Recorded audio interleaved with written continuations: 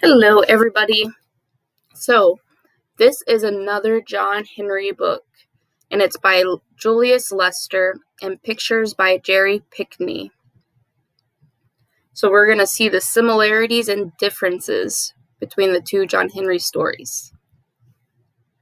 You have probably never heard of John Henry, or maybe you heard about him but don't know the ins and outs of his comings and goings. Well, that's why I'm going to tell you about him. When John Henry was born, birds came from everywhere to see him. The bears and panthers and moose and deer and rabbits and squirrels and even a unicorn came out of the woods to see him. And instead of the sun tending to his business and going to bed, it was peeping out from behind the moon's skirts, trying to get a glimpse of the new baby. Before long, the mama and papa came out on the porch to show off their brand new baby. The birds oohed and the animals awed at how handsome the baby was. Make it a little bit bigger. Somewhere in the middle of one of the oohs and maybe it was on the backside of one of the ahs, that baby jumped out of his mama's arms and started growing. He grew and he grew and he grew. He grew until his head and shoulders busted through the roof, which was over the porch. John Henry thought that was the funniest thing in the world. He laughed so loud, the sun got scared. It scurried from behind the moon's skirts and went to bed, which is where it should have been all the while. So he started growing. He was a baby, then turned into a kid. And then turned into an adult, I think. The next morning, John Henry was up at sunrise. The sun wasn't. He was tired and had decided to sleep in. John Henry wasn't going to have none of that. He hollered up into the sky. "Get up from there! I got things to do, and I need light to do 'em by." The sun yawned, washed its face, flossed and brushed its teeth, and hurried up over the horizon. That day, John Henry helped his papa rebuild the porch he had busted through, added a wing onto the house with an indoor swimming pool and one of them jacuzzis. After lunch, he chopped down an acre of trees and split them into fireplace logs, and still had time for a nap before supper. The next day, John Henry went to town. He met up with the meanest man in the state, ferret-faced Freddy, sitting on his big white horse. You know what he was doing? He was thinking of mean things to do. Ferret-faced Freddy was so mean, he cried if he had a nice thought. John Henry said, "Freddy, I'll make you a bet. Let's have a race. You on your horse, me on my legs. If you and your horse win, you can work me as hard as you want for a whole year. If I win, you have to be nice for a year." Ferret-faced Freddy laughed an evil laugh. "It's a deal, John Henry." His voice sounded like bat wings on tombstones. The next morning, folks lined up all along the way the race would go. John Henry was ready. Ferret-faced Freddy and his horse were ready. Bang! The race was on. The great-granddaddy's brothers, cousins, sister-in-law, uncles, aunts was there that morning. She said everybody saw Ferret-faced Freddy ride by on his big white horse, and they were sure enough moving. Didn't nobody see John Henry. That's because he was so fast, the wind was out of his breath trying to keep up with him. When Ferret-faced Freddy crossed the finish line, John Henry was already on the other side, sitting in a rocking chair and drinking a soda, Mom. After that, Ferret-faced Freddy was so nice, everybody called him Frederick the Friendly. John Henry decided it was time for him to go on down the big road. He went home and told his mama and daddy goodbye. His daddy said, "You gotta have something to make your way in the world with, son. These belonged to your granddaddy." And he gave him 2 20-pound sledgehammers with 4-foot handles made of whalebone. A day or so later, John Henry saw a crew building a road. At least, that's what they were doing until they came on a boulder right smack dab where the road was supposed to go. This was no ordinary boulder. It was as hard as anger and so big around. It took half a week for a tall man to walk from one side to the other. And here's some pictures. I think this is the boulder right here. John Henry offered to lend them a hand. That's all right. We'll put some dynamite to it. John Henry smiled to himself. Whatever you say. The road crew planted dynamite all around the rock and set it off. Kerboom! Blamity, blamity, boom, boom, bang, bomb, bang. The dynamite made so much a racket, the Almighty looked over the parapets of heaven and hollered, "It's getting too noisy down there." The dynamite kicked up so much dirt and dust, it got dark. The moon thought night had caught her napping, and she hurried out so fast she almost bumped into the sun, who was still climbing the steep hill toward noontime. When all the commotion from the dynamite was over, the road crew was amazed. The boulder was still there. In fact, the dynamite hadn't knocked even a chip off it. The crew didn't know what to do. Then they heard a rumbling noise. They looked around. It was John Henry laughing. He said, "If you gentlemen would give me a little room, I got some work to do." "Don't see how you can do what dynamite couldn't," said the boss of the crew. John Henry chuckled. "Just watch me." He swung one of his hammers round and round his head. It made such a wind that leaves blew off the trees and birds fell out of the sky. Ring! The hammer hit the boulder. That boulder shivered like you do on a cold winter morning when it looks like the school bus is never going to come.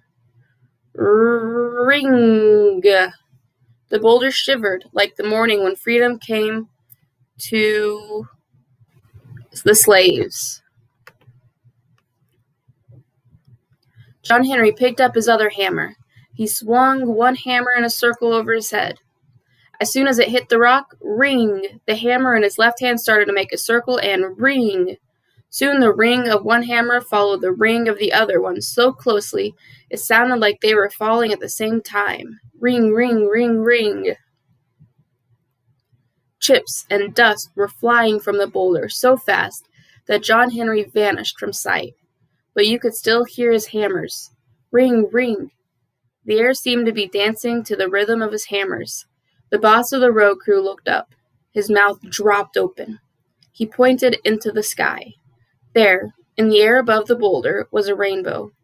John Henry was swinging the hammer so fast he was making a rainbow around his shoulders. It was shining and shimmering in the dust and grit like hope that never dies. John Henry started singing. "I got a rainbow, ring, ring, tied around my shoulders, ring, ring. It ain't gonna rain, no, it ain't gonna rain, ring, ring." John Henry sang and he hammered, and the air danced and the rainbow shimmered, and the earth shook and rolled from the blows of the hammer. Finally, it was quiet. Slowly, the dust cleared. Folks could not believe their eyes. The boulder was gone. In its place was the prettiest and straightest road they had ever seen. Not only had John Henry pulverized the boulder into pebbles, he had finished building the road. In the distance, where the new road connected to the main one, the road crew saw John Henry waving goodbye, a hammer on each shoulder, the rainbow draped around him like love.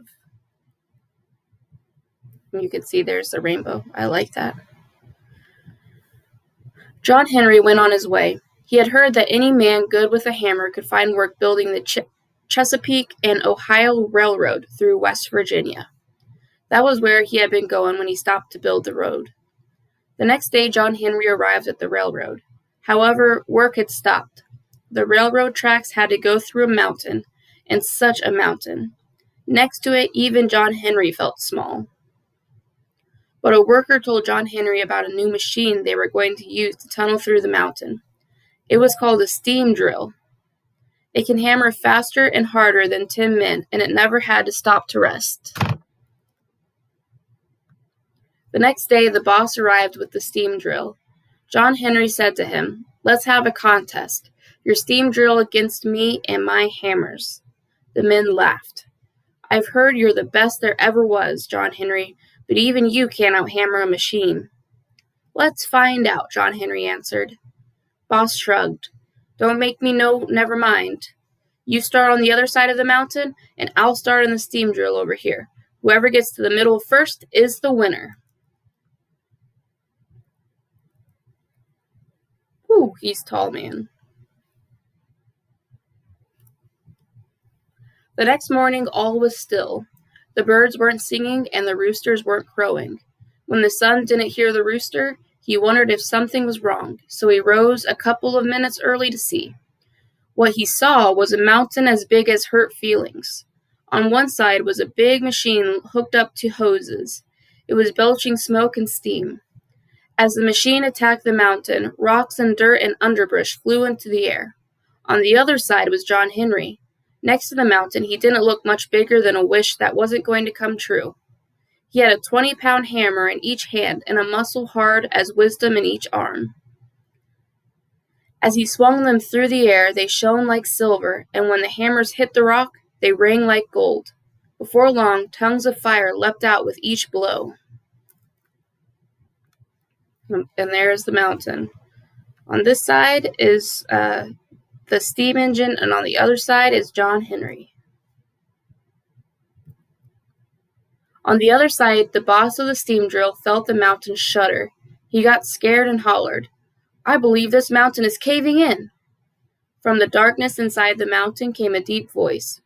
"It's just my hammer sucking wind, just my hammer sucking wind." There wasn't enough room inside the tunnel for the rainbow, so it wrapped itself around the mountain on the side where John Henry was. All through the night, John Henry and the steam drill went at it. In the light from the tongues of fire shooting out of the tunnel from John Henry's hammer blows, folks could see the rainbow wrapped around the mountain like a shawl. The sun came up extra early the next morning to see who was winning. Just as it did, John Henry broke through and met the steam drill. The boss of the steam drill was flabbergasted. John Henry had come 1.25 miles.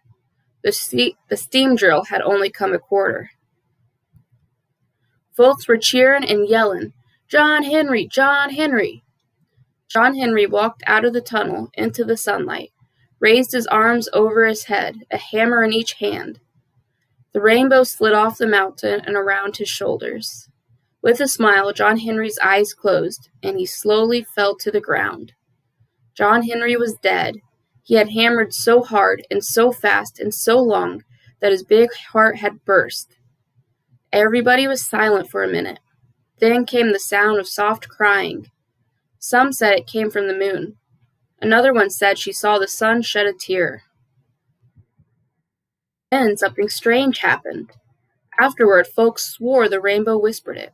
I don't know, but whether it was a whisper or a thought, everyone had the same knowing at the same moment. Dying ain't important. Everybody does that. What matters is how well you do your living. First one person started clapping, then another and another. Soon everybody was clapping. The next morning, the sun got everybody up early to say goodbye to John Henry. They put him on a flatbed railroad car, and the train made its way slowly out of the mountains. All along the way, folks lined both sides of the track, and they were cheering and shouting through their tears, "John Henry! John Henry!" John Henry's body was taken to Washington, D.C. Some say he was buried on the White House lawn late one night while the President and the Mrs. President was asleep. I don't know about none of that. What I do know is this. If you walk by the White House late at night, stand real still and listen real closely, folks say you might just hear a deep voice singing. I got a rainbow, ring, ring, tied around my shoulder, ring, ring. It ain't gonna rain, no, it ain't gonna rain, ring, ring. The end.